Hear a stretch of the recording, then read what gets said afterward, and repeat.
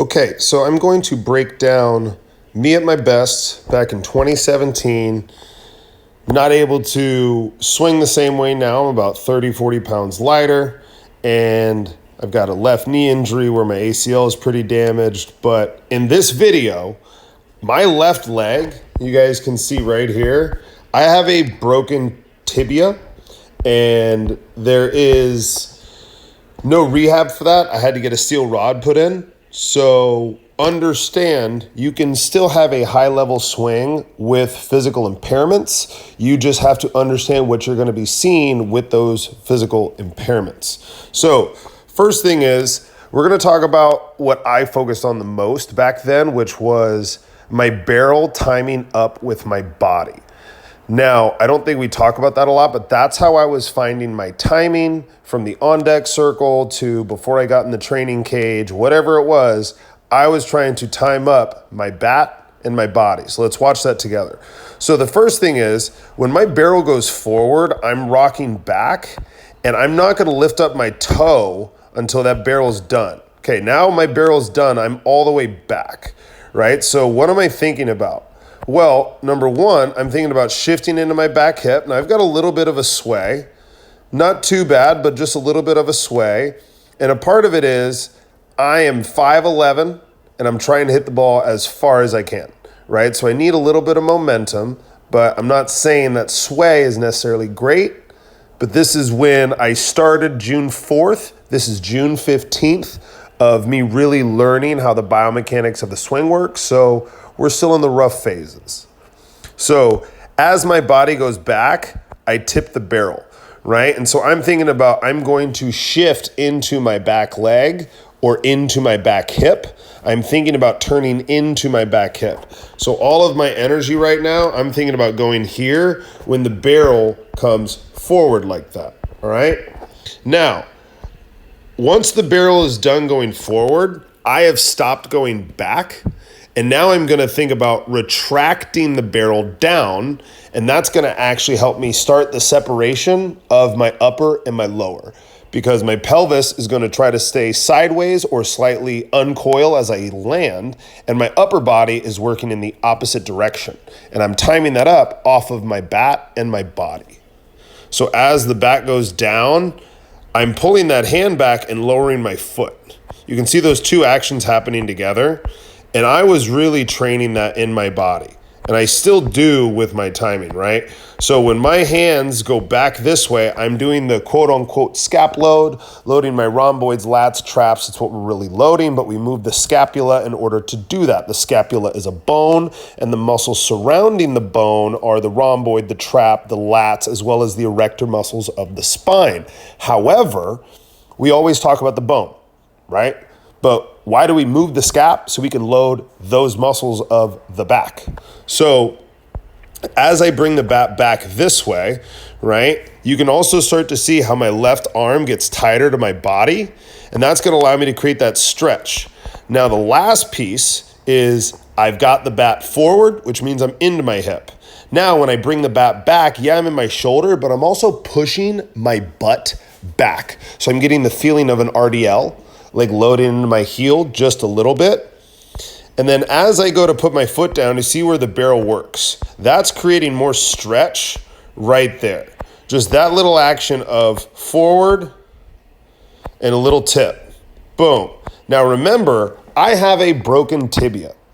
I haven't had surgery to put the titanium rod in yet, so my front leg stability is not that great. So that's why you see me cheating with that foot, because I know I can't hold the ground with my front leg the way that most people can, because I had a fractured bone. So what you see here is me adjusting to the fact that I had a poor lower half in terms of stability, not necessarily muscles, but physically it was broken. So as I go to land here, right, and this is a subject of debate, and I see this a lot. So you can see how as I get my toe down, I'm starting to uncoil that back hip as the heel gets into the ground. Again, that was my feel, and I'm hitting off a higher velo machine right now, and I'm trying to get an understanding of how to uncoil my hips a lot better with more of an angle. So you can see from getting to this point here, right? I'm thinking about taking that barrel behind my head to get it into that position from pretty much like a neutral position. So you can see where the barrel is now, and you can see how I move it there. And that's creating stretch across my abdominal muscles. Now, when I get into this position, right, remember we talked about the scap load. My scap is loading back and my hips are trying to uncoil, and we have an understanding. Again, I'm undersized and I have a lack of stability in my leg. But what are you going to do? If you want a pro contract, you got to play through the pain, right? And this is the swing that I did sign a pro contract to the United Shores Professional Baseball League. So there is some positives to this, even though I'm not at my physical best in this video. So as I go to put my foot down here, this is what I was thinking about, and this is my feel. I am trying to feel my barrel work behind my shoulder this way. Like you can see where the barrel works down this way. I'm thinking not necessarily like the teacher man guy where you're doing it with your wrists, but I'm thinking about lifting my left elbow up, and I want my right elbow to come down by my side as I am turning my pelvis. That's what I was thinking about. Now, part of why that matters, you've got two axes of rotation. And what's an axis? Two places that we rotate upon. So the first one is the hips, and the second one is the shoulders. And then you have a spine that goes right down the middle, and it's this dotted line right down the middle, right? Now, when I have my elbow working back, I've turned my shoulders past my hips. So now when I fire my hips, I'm getting that lag of my upper body. But the way that I was doing it was I was thinking about using my elbows more. This was when Josh Donaldson was super popular, and his insights really helped my swing quite a bit at the end of college, starting into professional baseball. So you got to think about what we were trying to do back then, right? Josh Donaldson was the MVP. He was on a team that had three guys that each averaged like 40 home runs a year, and they were all clearing the front hip exactly like this. So it was what I was trying to think about. Now, when I clear my front hip, and I start to turn that hip, notice how the shoulders haven't moved yet, right? That creates that separation and all of that torque and creates that bat speed whip, right? But how am I delaying my shoulders back? I'm doing it by thinking about what I was talking about with my elbows. So watch how my right elbow is gonna go into this slot right here, right? And I still haven't necessarily rotated my chest yet. I've created a ton of separation, right?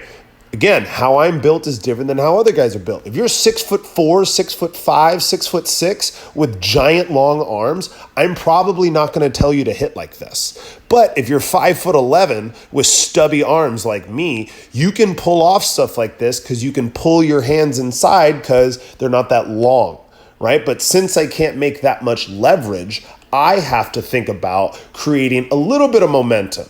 Right? Not the best thing ever, but again, remember where my body is. I'm broken and I'm trying to revitalize my career.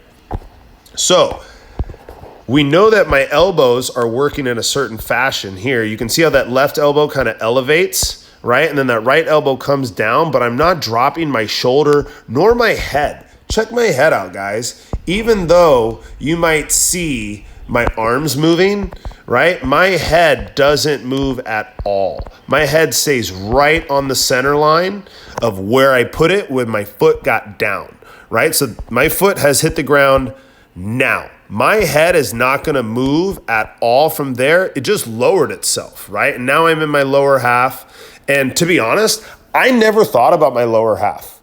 Never thought about it once. And a part of it was because that wasn't me as a hitter. Naturally, I have massive legs, and naturally, I grew up doing kickboxing. So I have really good rotation in my hips and in my upper body. So I don't need to work as hard to use my legs as other people might have to, just because of how I was raised and how my body developed as an athlete. So we go back just a little bit. Now, we've got these two pieces. We know this piece is going to delay, and we know this piece is going to turn, right? So as I'm moving this way, right, and this is slightly early on the swing, right? So I'm going to make contact too far out in front. I'm just a little bit early, and I hammer that ball at 99 down the line, right? So we know what we're looking for. It's a 99 mile an hour miss. Let's clear those lines out of the picture. So next one, I was selling out on trying to pull. Selling out, and then my ass goes out because it wasn't the right pitch for me to try to pull. At Driveline, they kind of swivel the pitching machine just a little bit, so you have a tough time of necessarily guessing, right? You have to more or less react. So ass out swing, I yell at myself, let's go. Now, this is a bomb, right? And this is something that I haven't brought up, but we recorded our stats a lot at Driveline. So this was June 14th. That day, I topped out at 102.8. with an average exit velocity of 88, right? And that includes, hitting plyo balls, wood bats, metal bats off the machine, right? My average launch angle, because remember, I'm still new into learning how my body works.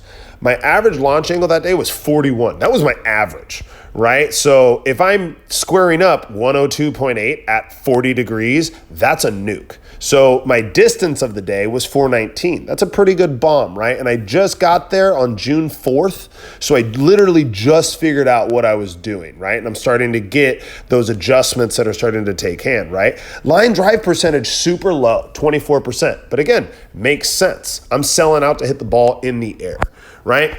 So here's a home run here. So again, we already know about the timing. So you can see how my bat's wiggling and I'm trying to catch the timing. There's my catch. So I caught the timing where I'm going to bring that body back, bat forward. Now my bat goes down, my foot starts to come down. My bat angles when I get my foot down. There's that separation. Look at the pelvis starting to fire and the torso staying back. Now my elbow is going to slot into the side of my body and I'm going to fly through the swing. Now I kind of popped up a little bit there, but I still hit this ball pretty damn far and it was a nuke, right? So what I was thinking about, if we go back to the beginning of this video, was I'm trying to time up my load and my separation off of my bat and my body. So how are we doing that? When my back goes forward, my body shifts into my back hip. When my back goes down, I'm starting to think about starting to separate or stretch, whatever word you want to think about, but I'm starting to separate and stretch and push my butt back. So I'm loading the pelvis, torso, hip, shoulder separation combination, as well as I'm pushing my butt back to anchor my tilt. So I don't pop up too much, even though I popped up a little bit on this pitch, right? I'm pushing my ass back so I get that RDL feel, so I'm getting the tilt and the hinge that I need in case I need to adjust down or stay flat on the high pitch. So now as I bring my bat back towards me, right, I'm lowering my leg. Now I'm thinking about stretching the pelvis and the torso relationship, getting that hip shoulder separation. Now, what I've learned now is if you force separation, sometimes it isn't always best. Sometimes you just have to let the body naturally separate. I think I was doing a good job back then, but if I had the coaching that I had now with the body I had back then, maybe I wouldn't force it so much. With this move, maybe it doesn't matter. I have no idea. But as the barrel goes into that tip, now I'm creating that separation. And you can see how I'm opening my hips up on my landing, right? We've gone over why I was doing that. I'm a big believer in it. Also, growing up kickboxing and boxing, that's a part of how you release the back hip is you open the front hip, right? Regardless if you're striking with your feet or striking with your elbows or your hands, right? This is just how my body grew up. Now, we go into the forward motion. You can see the pelvis start to turn. And where's that elbow going? Into the slot as the pelvis is turning. And I'm a little bit early here, so I kind of throw my hands out in front, but we catch a good barrel on it, and we hit a bomb, right? I hope you guys enjoyed this breakdown. Watch it as much as you need, but I'm going to be doing some more breakdowns of when I was at my best. And I think it's really important that I try to communicate when I was at my best, what I was trying to do and what I was thinking about, because I remember a lot of this. I got it written down. I've got journals. I've got notes. So I'm going to try to interpret what I see from these videos based on what I was trying to do when I was in the cage making these videos. All right. I hope you guys have a great rest of your day. Please like and subscribe if you enjoy it, and we're going to see more breakdowns.